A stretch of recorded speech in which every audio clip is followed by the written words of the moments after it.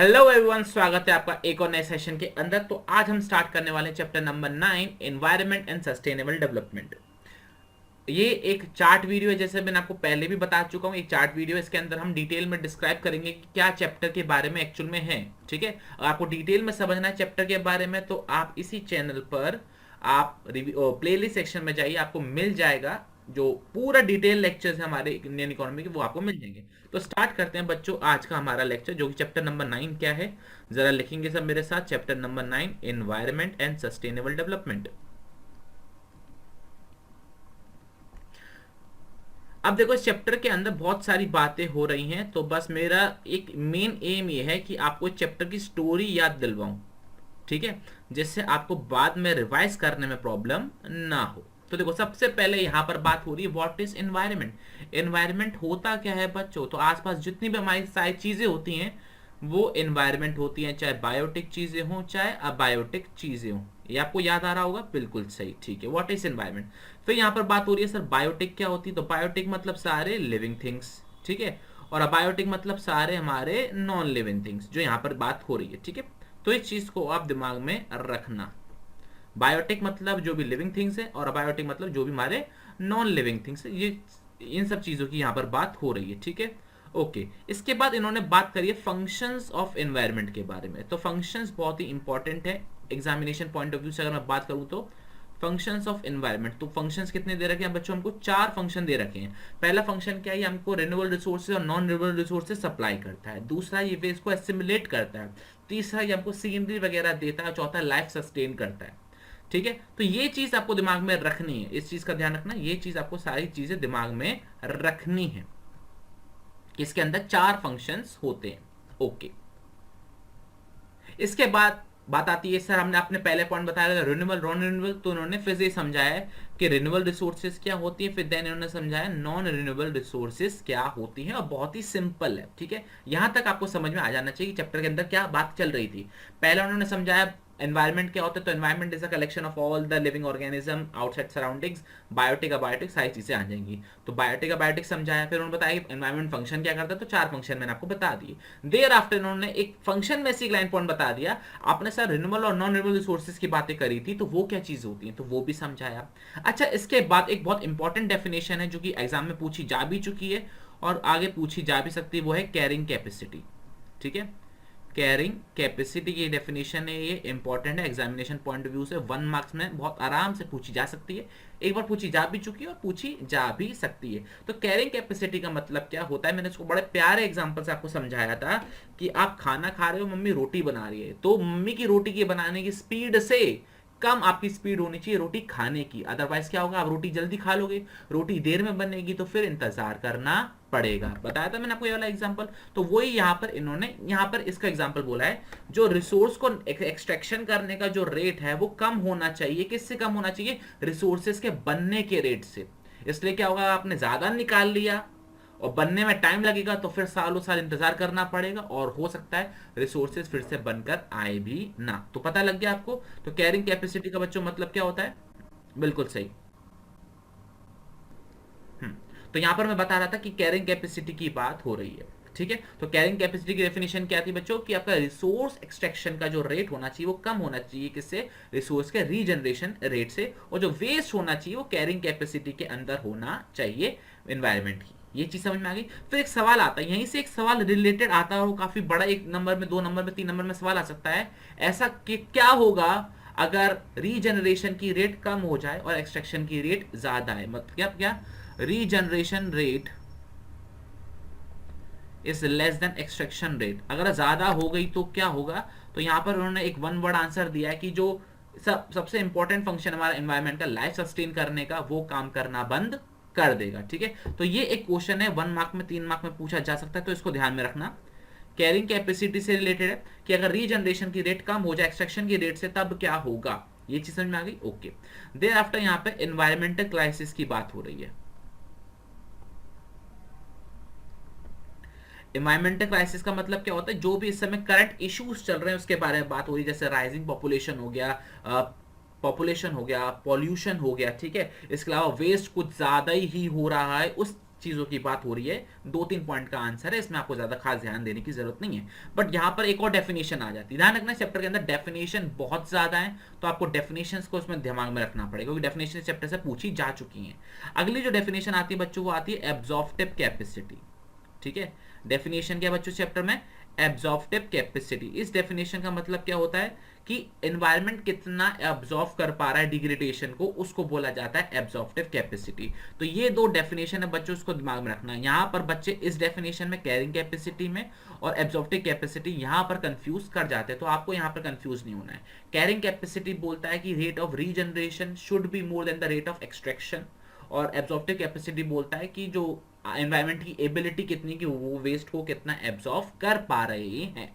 Absorb से absorb कितना कर पा रहे हैं वो डेफिनेशन आप बनाकर लिख सकते हो। आई होप ये चीज आपको स्ट्रक्चर समझ में आ गया होगा। अब जो इस चैप्टर के अंदर अगली बात आ रही वो आ रही है अपॉर्चुनिटी कॉस्ट की। जो भी हमारे एनवायरनमेंट में नेगेटिव इंपैक्ट आ रहे हैं उसकी अपॉर्चुनिटी कॉस्ट क्या है। अपॉर्चुनिटी कॉस्ट का मतलब क्या होता है बच्चों, जो चीज हमने छोड़ दी, बेस्ट नेक्स्ट ऑल्टरनेटिव जो हमने छोड़ दिया उसको बोलते हैं अपॉर्चुनिटी कॉस्ट।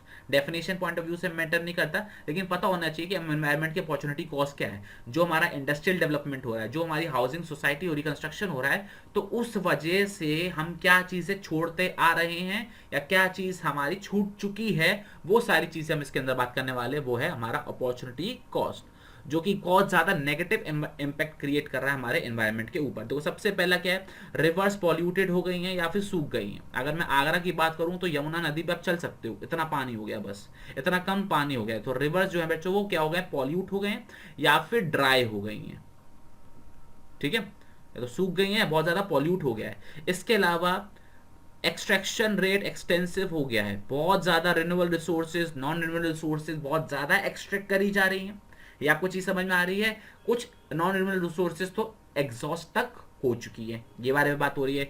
इसके अलावा जो आपकी हेल्थ कॉस्ट है बच्चों वो बहुत ज्यादा हाई हो चुकी है, आपका हेल्थ पे एक्सपेंडिचर हद से ज्यादा इंक्रीज होता जा रहा है। और यहाँ पे जो थर्ड और लास्ट इंपॉर्टेंट पॉइंट है यहाँ पर, ठीक है, जो इंपॉर्टेंट है वो क्या है, ग्लोबल वार्मिंग और ओजोन लेयर हद से ज्यादा इंक्रीज हो रहा है। ग्लोबल वार्मिंग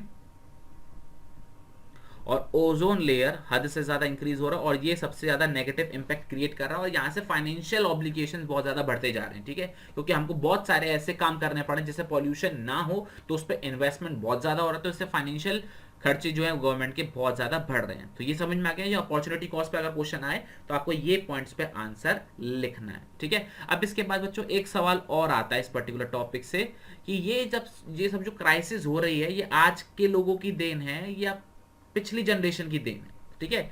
क्या ये रीसेंट फिनोमिनन है, ये एनवायरमेंटल क्राइसिस, क्या ये रीसेंट फिनोमिनन है या फिर पुराना फिनोमिनन है। तो यहाँ पर उन्होंने पुरानी की बात भी करी है और नई की बात भी करी है। तो पुराने में उन्होंने बात बोला कि जो डिमांड थी वो कम थी, सप्लाई थी वो बहुत ज्यादा थी, ठीक है, पॉपुलेशन कम थी, पॉल्यूशन कम था, तो तब उतना इंपैक्ट नहीं था। आज की जनरेशन में क्या, डिमांड कहीं गुना ज्यादा बढ़ चुकी है, एक्सट्रैक्शन रेट बहुत ज्यादा बढ़ चुका है, पॉपुलेशन बहुत ज्यादा एक्सपेंड कर चुकी है, पॉल्यूशन बहुत ज्यादा बढ़ चुका है, वेस्ट बहुत ज्यादा हो चुका है। मतलब अभी तक हमने जितना भी पढ़ा ना इससे पहले वाले टॉपिक में, वो सारी चीजें पहले कम थी अब बहुत ज्यादा हो गई हैं। तो इस वजह से जो क्राइसिस है वो बहुत ज्यादा होनी स्टार्ट हो गई हैं इस समय पे। तो ध्यान रखना, इन्होंने पहले पास्ट की बात करी है, पास्ट मतलब कुछ पिछली जनरेशन की बात करी है, और फिर यहाँ पर प्रेजेंट की बात करी है, ठीक है।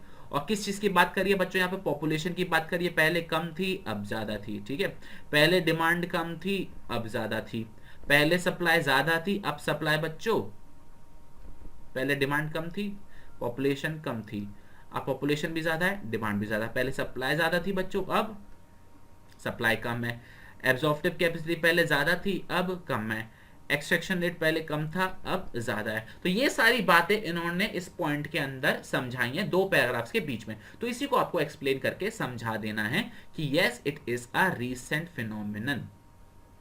आई होप ये स्ट्रक्चर आपको समझ में आ गया होगा क्या बात चल रही है। तो अभी तक जितना पढ़ा मैं आपको एक बार फिर से बता दूं। यहाँ पर पहले हमने बात करी कि एनवायरनमेंट क्या है, फिर उसके अंदर बायोटिक के बारे में समझा, फिर हमने एनवायरनमेंट के फंक्शन समझे कि 4 फंक्शन थे। देयर आफ्टर हमने उसकी रिसोर्सेज की डेफिनेशन देखी, रिन्यूएबल रिसोर्सेज क्या होती हैं और नॉन रिन्यूएबल रिसोर्सेज क्या होती है। फिर देयर आफ्टर डेफिनेशन आती है कैरिंग कैपेसिटी। तो कैरिंग कैपेसिटी से रिलेटेड क्वेश्चन बना दिया कि एक्सट्रैक्शन रेट अगर ज्यादा हो गया रीजनरेशन के रेट से तब क्या होगा। एनवायरनमेंट का जो मेन फंक्शन होता है लाइफ सस्टेन करने वाला, वो रुक जाएगा। ठीक है, लाइफ सस्टेन करना बहुत मुश्किल हो जाएगा। फिर उन्होंने एनवायरमेंटल क्राइसिस के कुछ इश्यूज बताया। तो करंट इश्यूज क्या है, तो वही पॉपुलेशन, पॉल्यूशन, मेन जो चीज़ है और वेस्ट, ये 3 चीजें। इसके अलावा एब्जॉर्प्टिव कैपेसिटी की डेफिनेशन बताई कि एब्जॉर्प्टिव कैपेसिटी क्या होती है, कितना एब्जॉर्ब आप कर पा रहे हो, ये चीज समझ में आ गया। फिर यहाँ पर उन्होंने बात करी अपॉर्चुनिटी कॉस्ट के बारे में। अपॉर्चुनिटी कॉस्ट क्या है इस समय एनवायरमेंटल डेवलपमेंट की, तो ये सारी चीजें थी। रिवर पॉल्यूट हो रही है तो ड्राई हो रही है, एक्सट्रैक्शन रेट कुछ ज्यादा ही है, नॉन रिन्यूएबल सोर्सों से एग्जॉस्ट होती जा रही है, हेल्थ कॉस्ट इंक्रीज होता जा रहा है, और ग्लोबल वार्मिंग और ओजोन लेयर डिप्लीशन की वजह से जो गवर्नमेंट के फाइनेंशियल ऑब्लिगेशन है वो इंक्रीज होते जा रहे हैं। फिर बात आती है सारी ये सब जो क्राइसिस हो रही है आज की देन है, पिछली जनरेशन की देन है। तो इसको फिर उन्होंने पास्ट और प्रेजेंट को कंपेयर किया और फिर लास्ट में कंक्लूजन निकाला कि ये प्रेजेंट जनरेशन की देन है। अभी तक आपको चैप्टर का स्ट्रक्चर समझ में आ गया होगा। ये हमारा पूरा इंट्रोडक्शन पार्ट और इन्वायरमेंटल क्या है उसका पार्ट आ रहा है। ठीक है, अब बात आती है सर इंडिया के क्या हाल है। तो जो मेन टॉपिक आता है वो आता है स्टेट ऑफ इंडियाज एनवायरमेंट। ठीक है, स्टेट ऑफ इंडियाज एनवायरमेंट।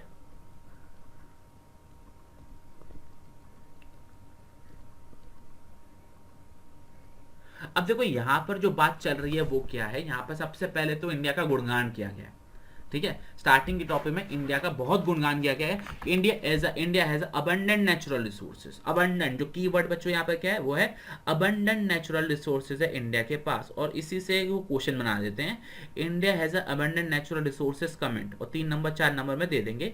तो आपको फिर इंडिया की सारी रिसोर्सेज बतानी पड़ेंगी। डेक्कन प्लेट्यू क्या है, कॉटन कल्टीवेशन क्या है, बहुत सारे रिवर्स हैं, बहुत सारे कैनाल्स हैं, बहुत सारे ट्रिब्यूटरीज हैं, ग्रीन लश फॉरेस्ट है। ठीक है, इंडो गैलेक्टिक प्लेन्स है। तो वो सारी जो भी डिटेल में उन्होंने कहानी दे रखी है, आपको 9th क्लास की 10th क्लास की ज्योग्राफी रटनी है बैठ के, और उसको इन्होंने यहाँ पर एक्सप्लेन करने के लिए बोल दिया है। ठीक है, सबसे पहले उन्होंने बोला रिच क्वालिटी ऑफ सॉइल है। ठीक है, मैं सिर्फ कीवर्ड्स लिख रहा हूं जिससे आप अपने सेंटेंस फ्रेम कर सको। ठीक है, ध्यान रखना मैं पहले बता रहा हूं ये रिवीजन लेक्चर्स नहीं है, यहाँ पे सिर्फ आपको चैप्टर का स्ट्रक्चर समझाया जा रहा है जिससे आप चैप्टर को याद आसानी से कर पाओ। ठीक है, इसके अलावा यहाँ पर उन्होंने बताया कि फॉरेस्ट वगैरह है।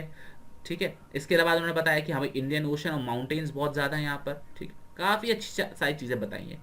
फिर उन्होंने बताया कि इंडो ब्लैक सॉइल जो कॉटन कल्टीवेशन के लिए सबसे ज़्यादा अच्छी होती है वो है डेक्कन प्लेट्यू है। याद आ रहा है बेटा आपको, फिजिकल मैप याद आने लग गया होगा 9th क्लास में, 6th क्लास में डेक्कन प्लेट्यू मार्क करते थे, थार डेजर्ट मार्क करते थे, तमिलनाडु पौंडीचेरी कहाँ पर वो मार्क करते थे। तो वही सारी चीज़ें भी उन्होंने यहाँ पर बात करनी स्टार्ट कर दी है। ठीक है, इसके अलावा उन्होंने बताया कि हाँ भाई ग्रीन कवर कितना है, वो सारी चीज़ें इसके अंदर बताई है कि आयरन ओर कितना है। तो यहाँ रखना, यहाँ पर आयरन ओर का बड़ा एग्जाम्पल आ सकता है कि इंडिया के अंदर वर्ल्ड का 20% आयरन ओर आता है। आयरन ओर पर 20% वाला एक नंबर में पूछा जा सकता है, इस चीज को ध्यान रख लेना। ठीक है, बहुत सारी चीजें यहाँ पर उन्होंने बताई है, लेकिन हम यहाँ पर आ गए दिक्कत के बारे में कि सब कुछ बढ़िया ही है क्या, नहीं। इस समय जो ये कह सकते हो ना कि कंसर्न, इन्वायरमेंटल कंसर्न हद से ज्यादा है इंडिया के अंदर। क्या बच्चों, इन्वायरमेंटल कंसर्न कह सकते हो, थ्रेट कह सकते हो, क्राइसिस कह सकते हो, इशू कह सकते हो, ये सारे इंडिया में इस समय बहुत भयंकर चल रहे हैं। तो सबसे पहला क्या हमारा लैंड डिग्रेडेशन। लैंड डिग्रेडेशन हद से ज्यादा है, और लैंड डिग्रेडेशन के अंदर बच्चों इसके अंदर 10-12 पॉइंट दे रखे हैं। What are the factors affecting the land degradation. तो आप बहुत आसानी से 6 से 7 याद कर लेना, बहुत ही सिंपल है। जैसे क्या कहते क्रॉप रोटेशन प्रॉपर नहीं होता है, डिफॉरेस्टेशन होता है, इसके अलावा फॉरेस्ट फायर हो गए, आपके इम्प्रॉपर प्लानिंग हो गई, इसके अलावा आपके ओपन रिसोर्सेज बहुत ज़्यादा हो जाते हैं। ठीक है ना, इसके अलावा आपका फ्यूल वुड बहुत ज़्यादा यूज़ होता है। तो ये सारी चीज़ें इसके अंदर तक कम से कम 10-12 पॉइंट दे रखे हैं बच्चों। कोई भी 5-6 तो एटलीस्ट आपको याद होने ही चाहिए। ठीक है, 6 तो याद होने चाहिए, फिर आप आराम से इसको लिख पाओगे बहुत आराम से। और बाकी ये जनरल क्वेश्चन है तो बच्चों उसको बनाने में दिक्कत नहीं आनी चाहिए मेरे हिसाब से। दूसरा बच्चों यहाँ पर जो बात आती है वो आती है बायोडाइवर्सिटी लॉस। ठीक है, अब बात आता है सर ये बायोडाइवर्सिटी होती क्या है, उसके नुकसान के बारे में तो बाद में बात करेंगे, पहले बताओ बायोडाइवर्सिटी होती क्या है। तो बायोडाइवर्सिटी का मतलब होता है तो आसपास जितना भी हमारा एनवायरनमेंट है ना, जिसमें लाइफ जी रही है, उसको हम बायोडाइवर्सिटी बोलते हैं। जैसे सॉइल हो गया, ठीक है, लकड़ियां हो गई, ठीक है, फूड हो गए, एग्रीकल्चर हो गया, सब कुछ आसपास जो भी हमारे एनवायरनमेंट में चीजें होती हैं ना, उसको हम बोलते हैं बायोडाइवर्सिटी। तो इसके अंदर उन्होंने बहुत सारी चीजें बताई हैं कि फॉरेस्ट लैंड कम हो गया है, सॉइल इरोजन बहुत ज़्यादा होता है, और सॉइल इरोजन से हम बहुत सारी जो रिसोर्सेज होती हैं, नाइट्रोजन हो गया, फॉस्फोरस हो गया, सोडियम हो गया, पोटेशियम हो गया, ये बिलियंस ऑफ टन में हम लॉस कर जाते हैं। क्वांटिटी लिखने की जरूरत नहीं है, बस ये दो चार नाम आपको याद होना चाहिए। नाइट्रोजन गैस, फॉस्फोरस हो गया, आपका पोटेशियम हो गया, तो ये सारी चीज़ें आपको याद रखना है। फॉरेस्ट लैंड पहले ज़्यादा था, अब कम हो गया है। तो ये सारी चीज़ें इस पर्टिकुलर टॉपिक के अंदर एक्सप्लेन करी गई हैं। तो कीवर्ड्स लिख लेना आप, ठीक है, ओके। अब बात आती है तीसरी, यहाँ पर एयर पॉल्यूशन की बात आती है। एक सेकंड कहा गया, हाँ, तीसरी बात जो हो रही है बच्चों, यहाँ पर एयर पॉल्यूशन की बात हो रही है। और एयर पॉल्यूशन में तो भैया तीन चीजों से पॉल्यूशन हद से ज्यादा होता है, तीन चीजों से। सबसे पहले आपके थर्मल प्लांट्स, दूसरा आपका व्हीकल्स, और तीसरा आपका इंडस्ट्रीज। ये तीन चीजों से सबसे ज्यादा पॉल्यूशन क्रिएट होता है। पावर प्लांट्स, व्हीकल्स और इंडस्ट्रीज। ये ध्यान रखना, 1 मार्क में क्वेश्चन आ सकता है। Power plants, industries and vehicle, PIP या वीआईपी के तौर पे आप जा सकते हो। VIP, vehicle, industries and power plants. VIP सबसे ज्यादा पॉल्यूशन क्रिएट करते हैं, ठीक है, ऐसे आप याद रख सकते हो, vehicle, industries and power plants, ठीक है। इसके अलावा उन्होंने बस एक स्टेट दे रखा था कि हाँ भाई, हमने एक सेंट्रल पॉल्यूशन कंट्रोल बोर्ड बनाया है जिसने 17 इंडस्ट्रीज को आइडेंटिफाई किया है, ठीक है। एक सीपीसी भी बनाया, सेंट्रल पॉल्यूशन कंट्रोल बोर्ड, जिसने 17 इंडस्ट्रीज को आइडेंटिफाई किया है जो सबसे ज्यादा पॉल्यूशन क्रिएट कर रही है। ये 1 मार्क के लिए पूछा जा सकता है। या तो फुल फॉर्म पूछ लेंगे सीपीसीबी की, या फिर ये पूछ लेंगे कितनी इंडस्ट्रीज है। और ये कब स्टैब्लिश हुआ था बच्चों, 1974 में हुआ था, आई गेस। ये चीज भी पूछी जा सकती है इस पर्टिकुलर टॉपिक के अंदर। यहां तक कंप्लीट हो गया। आई होप आपको ये दोनों टॉपिक समझ में आ गए होंगे कि इंडिया में स्टेट ऑफ एनवायरनमेंट क्या है। सबसे पहले उन्होंने सारी रिसोर्सेज के बारे में समझा है। एबंडेंट नेचुरल रिसोर्सेज हैं, फॉरेस्ट है, ओशंस हैं, रिवर्स हैं, ट्रिब्यूटरीज है, कैनाल्स हैं, लेक्स हैं, रिच क्वालिटी ऑफ सॉइल है, ब्लैक सॉइल है, डेक्कन प्लेट्यू है जिस पर आपका कॉटन का कल्टीवेशन बहुत अच्छा हो सकता है। इसके अलावा माउंटेन की रेंज बहुत ज़्यादा है, और आयरन ओर बहुत ज़्यादा प्रोड्यूस होता है। वर्ल्ड का 20% यहाँ पर प्रोड्यूस होता है। इसके अलावा यहाँ पर इन्वायरमेंटल कंसर्न के बारे में बात करिए, मेनली यहाँ पे 3 एक्सप्लेन करे गए, लैंड डिग्रेडेशन, बायोडाइवर्सिटी लॉस और एयर पॉल्यूशन, ठीक है। चैप्टर का स्ट्रक्चर समझ में आ गया आपको, ठीक है। अब जो सबसे इजी टॉपिक हम वो डिस्कस करने वाले हैं, जो आपने 8th 9th 10th में इतनी बार पढ़ चुके हो कि वो डेफिनेशन तो आपको, मतलब नींद में भी पूछूं ना तो आप मेरे को बता पाओगे। और उस टॉपिक का नाम क्या है बच्चों, सस्टेनेबल डेवलपमेंट। ये डेफिनेशन जब भी मैं पूछता हूँ ना किसी से बच्चों से, तो बच्चों के चेहरे पे एक छोटी सी स्माइल आ जाती है। सर, ये टॉपिक जो हम पढ़ रहे हैं ना, ये हम बहुत पहले पढ़ चुके हैं, मतलब पिछले जन्म से पढ़कर आए हैं, ऐसी फीलिंग आती है हमको जब हम 11th में दोबारा पढ़ते हैं। तो सस्टेनेबल डेवलपमेंट का मतलब क्या होता है बच्चों? अच्छा ध्यान रखना, सस्टेनेबल डेवलपमेंट की डेफिनेशंस यहाँ पे बहुत ज्यादा दे रखी है, मतलब 4-5 डेफिनेशन दे रखी है। तो आपको 1 या 2 तो याद करनी चाहिए। एक वो आप उसकी याद कर लेना, UNCED, United Nation Conference of Environment and Development. इसकी डेफिनेशन आपको याद होनी चाहिए, और इसी की डेफिनेशन आपको याद है क्या है, development that meets the needs of present generation without compromising the needs for future generation. बस ये डेफिनेशन आपको याद रखनी है, आपको अच्छे से हो जाएगा। अच्छा, इसकी फुल फॉर्म भी ध्यान रख लेना, United Nation Conference on Environment and Development, ठीक है।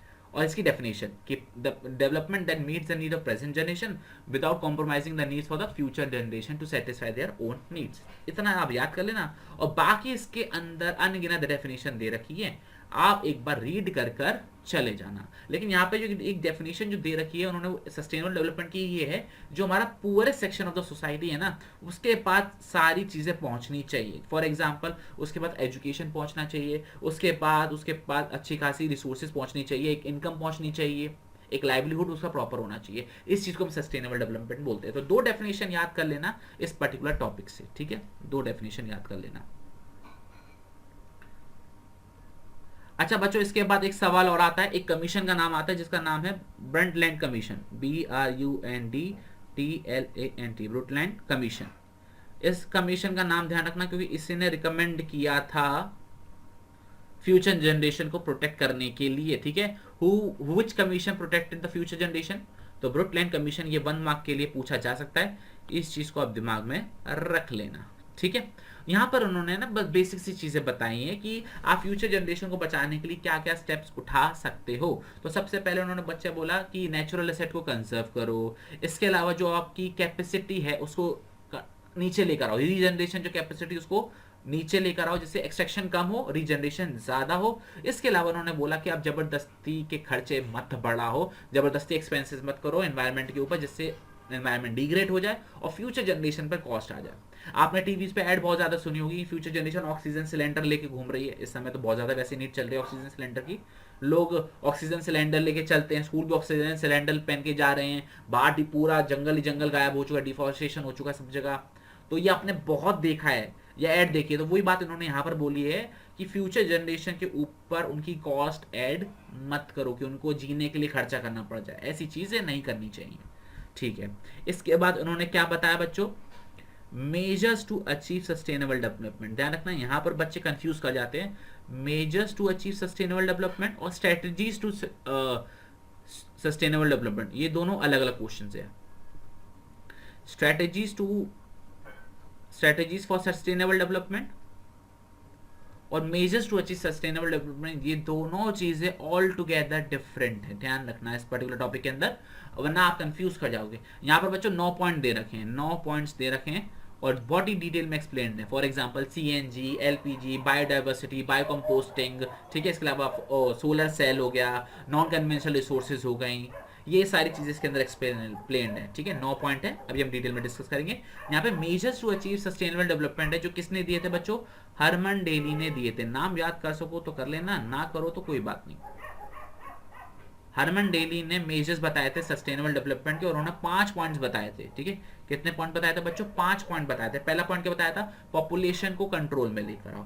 दूसरा उन्होंने बोला कि टेक्निक आपका इनपुट एफिशिएंट काम होना चाहिए, मतलब कम इनपुट लगाओ, ज्यादा आउटपुट आए, तब सस्टेनेबल डेवलपमेंट ज्यादा अच्छा आएगा, अदरवाइज वेस्टेज बहुत ज्यादा हो। ठीक है। तीसरा इन्होंने बताया कि वही एक्सट्रैक्शन रेट आपका कम होना चाहिए रीजनरेशन रेट से। इसके बाद उन्होंने बोला कि आप जो नॉन रिन्यूएबल रिसोर्सेज हो उसको भी ऐसे ही काम करो। और लास्ट इन्होंने बोला जो पॉल्यूशन हो रहा है उसको कंट्रोल में लेकर आओ।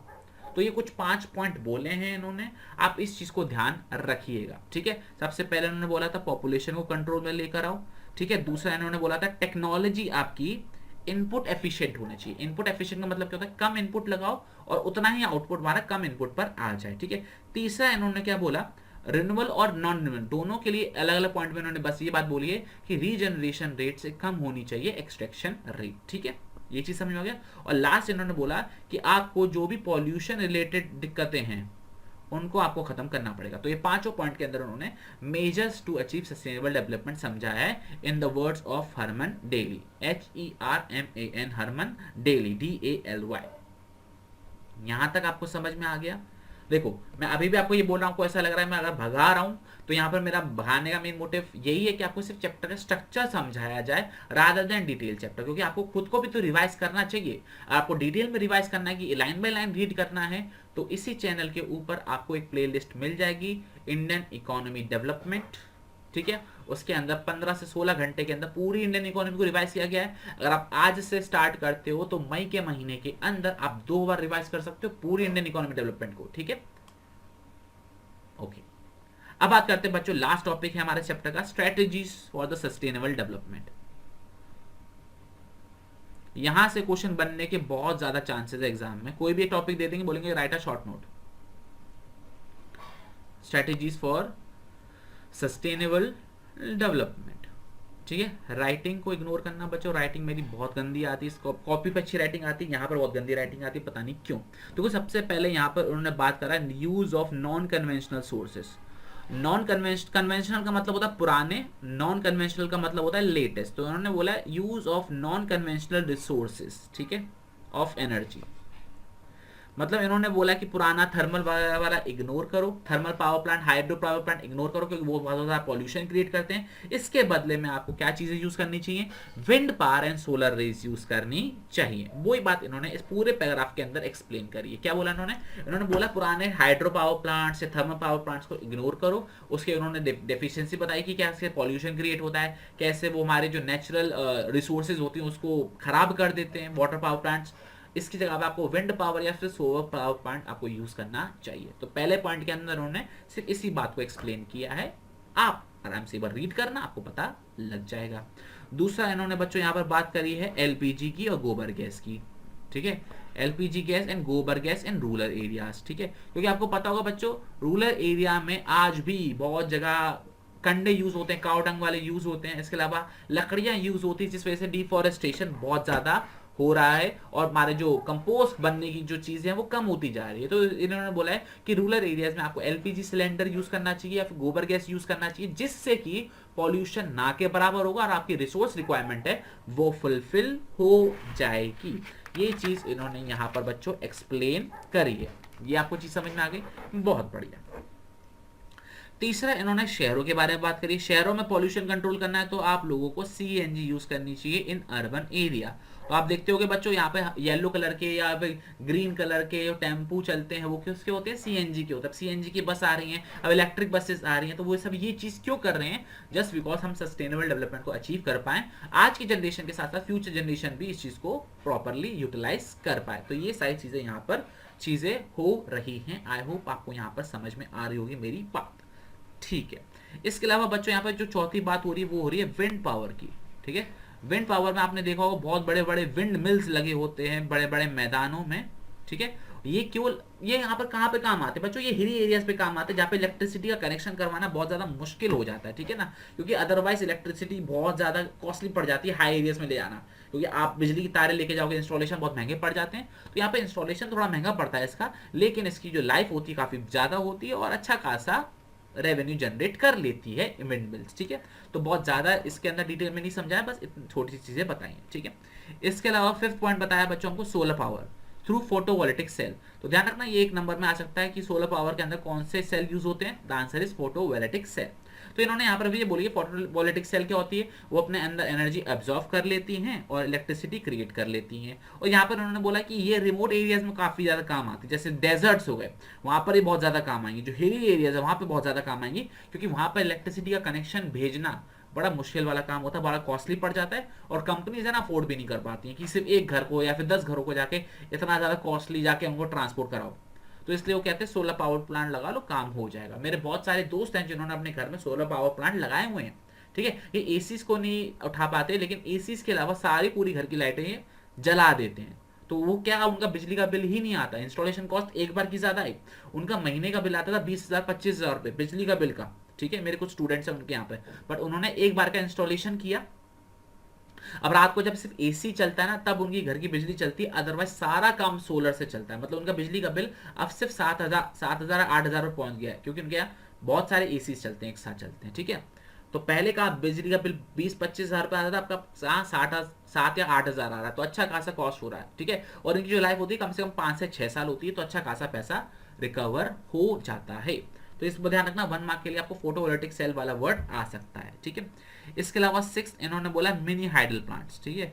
मिनी हाइडल प्लांट्स, हाइडल मतलब बच्चों वाटर रिलेटेड प्लांट्स होते हैं।